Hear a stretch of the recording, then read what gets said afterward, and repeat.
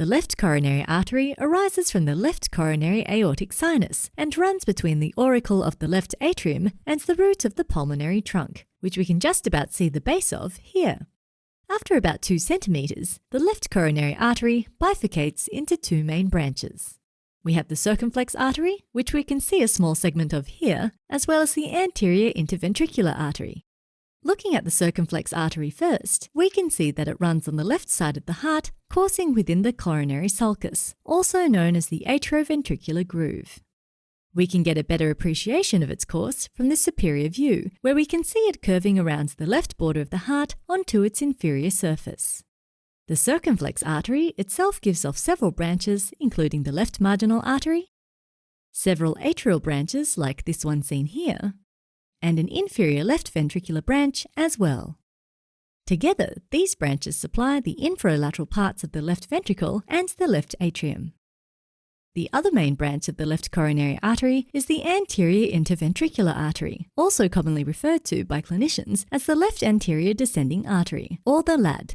This branch runs along the anterior interventricular sulcus to the apex of the heart, where it often anastomoses with the inferior interventricular artery, situated on the inferior surface of the heart.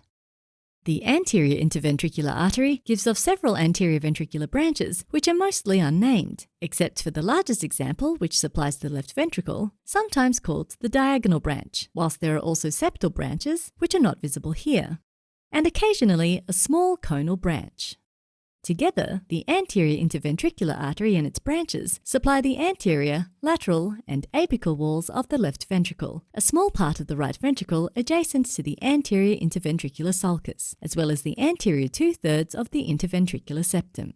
The anterior interventricular artery is the most commonly occluded artery of the heart, and as it supplies such a large part of the myocardium, occlusion of this vessel can lead to severe infarctions. If you found this quick anatomy or physiology video helpful, you'll enjoy our video tutorials even more.